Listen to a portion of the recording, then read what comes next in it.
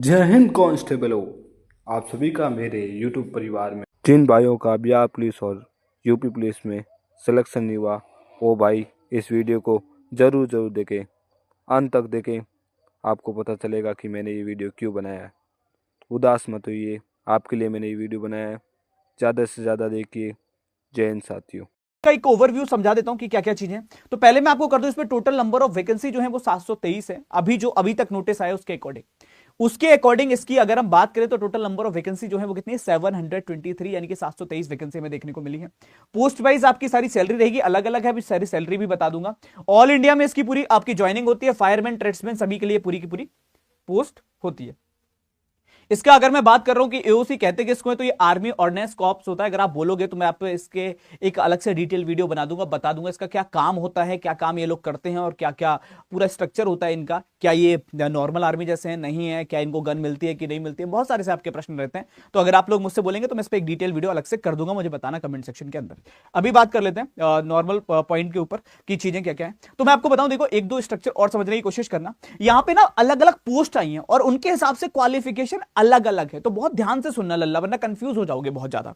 तो मैं आपको बता दूं, जैसे इसमें मटेरियल असिस्टेंट की पोस्ट आती है और वो हमेशा ग्रेजुएट वाले बच्चों के लिए होती है। तो जिन बच्चों ने ग्रेजुएशन कर रखी है उनके लिए मटेरियल असिस्टेंट की पोस्ट है, जो लेवल 5 की सैलरी होती है 29,200 से लेकर 92,300 रुपए तक सैलरी जाती है। यहां 19 पोस्ट है। जेओए की पोस्ट अगर हम बात करें, जूनियर ऑफिसर असिस्टेंट की पोस्ट, इसमें 27 आपकी वैकेंसी है टोटल, और ये 19,900 से लेकर 63,200 तक की सैलरी रहती है। और इसमें 12th pass with computer knowledge, जो कक्षा 12वीं पास कर चुका है और उसको कंप्यूटर की नॉलेज है, उनके लिए ये पोस्ट होती है। उसके अलावा आता है सिविल मोटर ड्राइवर की पोस्ट। इसमें 4 वैकेंसी आई हुई है सिविल मोटर ड्राइवर के अंदर, और यहां पर जो आपकी सैलरी है वो 19,900 से लेकर 63,200 तक ही है। यहां पर 10th पास मांगा जाता है विद आ वैलिड ड्राइवरी लाइसेंस, मतलब आपके पास एक ड्राइवरी लाइसेंस होना चाहिए, डीएल होना चाहिए, तब आप भर सकते हो। लेकिन ये सिर्फ इन 3 पोस्ट की बात कर रहे हैं। अब इनके अलावा जितनी भी पोस्ट है उनको ध्यान से समझना। इनके अलावा जितनी भी पोस्ट है दोस्त, उसमें कोई ऐसी क्वालिफिकेशन नहीं है कि आप अलग से हो, मतलब बाकी सारी पोस्ट के लिए 10वीं पास की क्वालिफिकेशन आप ध्यान से देख सकते हो। सिर्फ आप 10th पास हो, आप बाकी सारी पोस्ट के लिए अप्लाई कर सकते हो, सारी पोस्ट के लिए। अगर मैं बात करूं तो आपका जो टेल ऑपरेटर ग्रेड सेकंड की पोस्ट होती है, इसमें आपकी लेवल 2 की सैलरी, मतलब सब में लेवल 2 की सैलरी है, सिवाय इन 2 पोस्ट के, एमटीएस वाली जो पोस्ट है और ट्रेड्समैन मेट वाली जो पोस्ट है, इन 2 को छोड़ के बाकी सब में लेवल 2 की सैलरी है। फायरमैन के अंदर ये आपकी अगर हम बात करें लेवल 2 10th पास। वहीं कारपेंटर जो ज्वाइनर है उनकी 7 की पोस्ट है, जो 7 पोस्ट है, और ये भी आपका 10th पास है। पेंटर डेकोरेटर में भी 10th पास मांगा गया है। एमटीएस के लिए जो पोस्ट आ रही है वो 11 पोस्ट है और ये भी 10th पास है। और ट्रेड्समेट की जो आपकी ट्रेड्समैन वाली जो पोस्ट होती है 390 के आसपास पोस्ट है, और ये भी आपकी क्या है, ये भी सारी की सारी अगर मैं बात करूं तो कंप्लीटली 10th पास पर ही मांगी गई हैं। तो ये पूरा स्ट्रक्चर है। अब 2-3 पॉइंटर को समझना, जो मैं अब फिर बोल रहा हूं कि इसमें कुछ पोस्ट ऐसी हैं जहां 12वीं पास या आईटीआई सर्टिफिकेट है, सबके लिए नहीं है।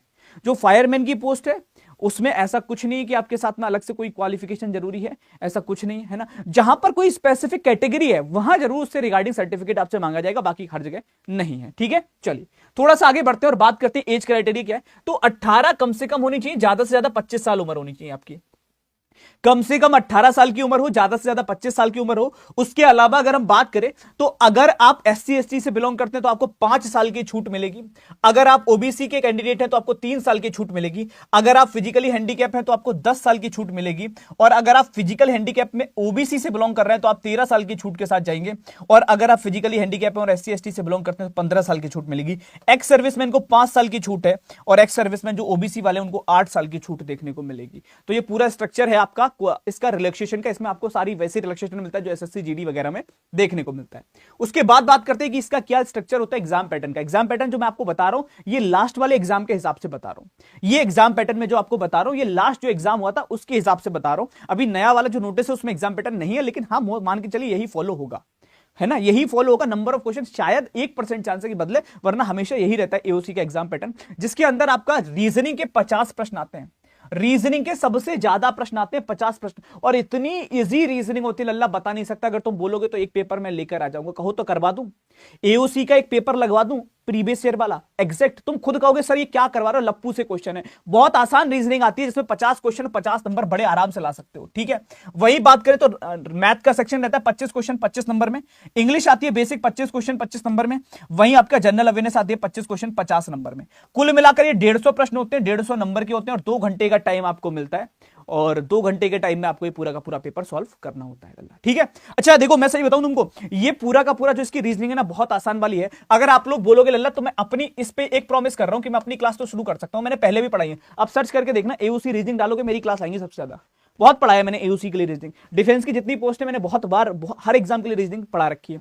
तो आप लोग मुझे बताना, चाहो तो चैनल सब्सक्राइब कर लो, पैसा नहीं कटेगा, फ्री है, फ्री है। और एक प्रॉमिस तुमसे कर रहा हूं, मैं एक बैच ला रहा हूं, आपको पता हो, अगर आप में से कितने बच्चे जानते हो, आई डोंट नो, कितने नहीं जानते हो मुझे नहीं पता, मैंने एक फाउंडेशन बैच बनाया अपना।